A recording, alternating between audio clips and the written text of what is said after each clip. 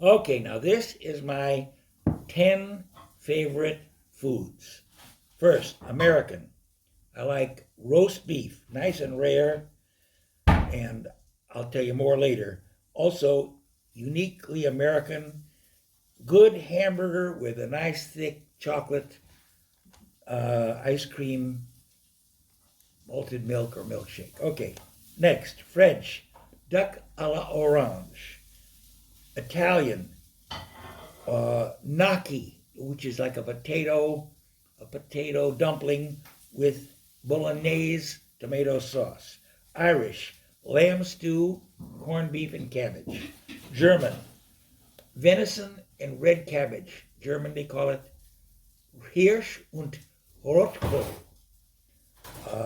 In Alsace, you get something which they call fusion, and they have choucroute garni.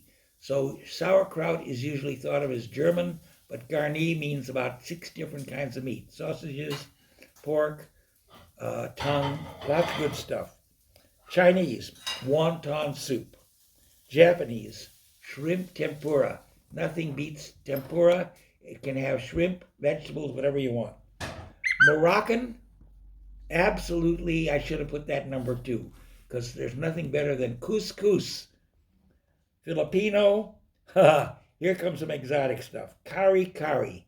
It's tripe cooked in kind of a peanut gravy, and then dinuguan, which is blood soup. It sounds terrible, but if you have either one, you probably like it. And that is our introduction. Today, the topic is food.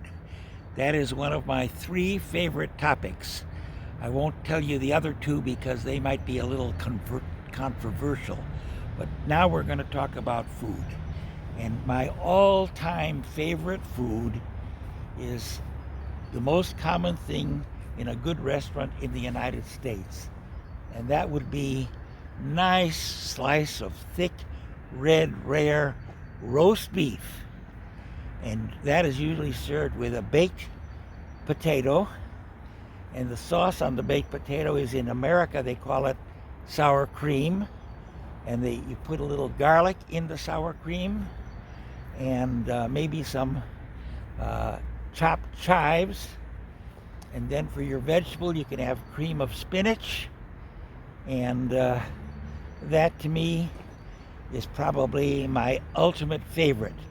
But just like anything else, I wouldn't want it 3 meals a day for a month straight. No, once a month or so is enough for a really good roast beef. Now, where else can you get roast beef? Well, any place where there's a lot of English, they have what they call their special Sunday roast.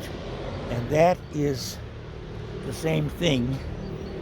You can get that in any first-class British hotel like the Savoy, or where there's a lot of Brits, either in Paris or in Portugal. That Sunday brunch is almost a famous thing. So roast beef. Oh, they have the British have with it not baked potatoes. They have kind of like a popover muffin. What do they call that? Scone. No, not a scone. Anyway, it doesn't matter. It's a kind of a yellow thing. If you know what it is, put it in the comments. All right, but instead of just talking about common stuff, I'd like to. Boy, going up a hill is hard when you're 85 years old. Well, there's a park bench up there. I'll stop there. In any event, what I want to talk about more than other common stuff is unusual stuff that you just might want to try, even though it sounds terrible. Now, we'll start out with tripe. When I used to live in Philadelphia, a common dish that used to be in the restaurants were owned usually by of people who had been cooks in the army, usually black guys who had been cooks in the army. They made something called chitlins. Chitlins. And that was what the French called tripe, or tripe. And well, the less nice euphemistic word for it is pig guts. Now these pig intestines, they're cleaned up. Everything inside them is removed, and they're white, long and stringy, and if you're not cooked well, they'll be very tough. But if they're boiled with a great sauce, they're surprisingly delicious. I've had tripe in France, and they have it with a wine sauce, and boy, I'd say that goes in, give it a score of 9, A+. So tripe is something you might want to try. Now, there's a saying that the Chinese will eat anything that was ever alive, including, well, whatever. Yeah, that's going a little too far, but the French are almost like that.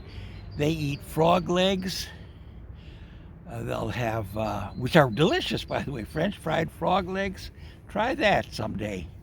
It doesn't sound so good, but it's good. And then they have seafood platters in very good restaurants. So you'll have maybe oysters, clams, different kinds of shellfish, often raw. And it's not cheap at all. A big platter of these could cost you 40, 50 US dollars. But, have a splurge once or twice in your life. Now, if we want to talk about national cuisine, the most popular dishes all around the world, if we're talking about not budget food, but just not gourmet quality expensive stuff, the most popular cuisine would probably be Italian. And everybody knows about pizza. That's probably one dish that is all over the world, just about as popular as American hamburgers, which are, probably about as popular as pizza. And then, of course, when we're talking Italian food, we're talking about spaghetti and meatballs, or spaghetti and sauce bolognese, which is not meatballs, but chopped up meat in a nice sauce, usually with onions and garlic.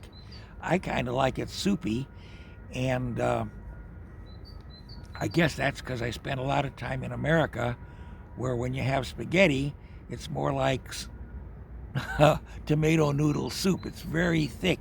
So when I finally did go to school in Italy, and I went to the school cafeteria, and they just put a few little itty bitty spoons of tomato sauce on my spaghetti noodles, I said, hey, come on, I don't want that, pour it on. And so they put another spoon, and I, come on, keep going, more spoons. And so then I got the name from all the staff of the restaurant in the school, Mr. Sugo Generoso. And sugo just means kind of like gravy, and generoso, of course, means generous. So I was the only guy in the big class of a couple of hundred kids who wanted about 10 times more spaghetti sauce than everybody else. Okay, now, the second most popular food in the world is Chinese, and I'll have more to say about that. Well, why should I wait? I'll tell you, Chinese food,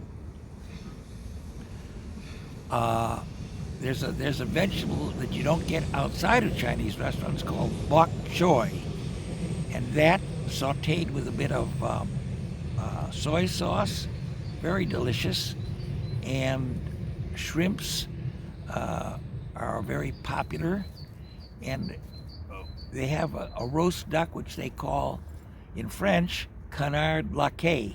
Oh no, yeah, that's the Chinese version, and the French version would be duck à la orange. So one of my favorite dishes is roast duck. Now, when we talk about international food and you come to Israeli food, my personal feeling is that, it's hard to make anything really delicious if it's kosher. But they do have three specialties. You probably know lox and bagels. So you have cream cheese, smoked salmon, and you put it on a kind of a hard but very tasty roll that looks like a donut, but it's really bread, and that's the bagel. And then you have a very thin slice of onion and a pickle on the side, and that in my opinion is the most delicious Jewish or Israeli food that there is, lox and bagel. Another thing that you get that's really good in Israel is sweet and sour meatballs. The third thing would be roast duck. There's nothing like an Israeli or a Jewish roast duck. And as I said, you find that in France, you find that in Chinese cuisine. Strangely enough, in America, roast duck is not popular at all. If we talk about the best American meal, that's the Thanksgiving dinner. You get roast turkey with vegetable, usually spinach or broccoli. You can have hollandaise sauce on it. That's kind of made out of egg yolks. It's better if you buy it prepared or powdered from Knoll, Knoll, because it's really hard to make. I've made it out of egg yolks and lemon and butter, but better to buy it prepared, I think. Okay, so we've talked about American food, which is really food from every other country, not too much original stuff outside of the famous Thanksgiving dinner.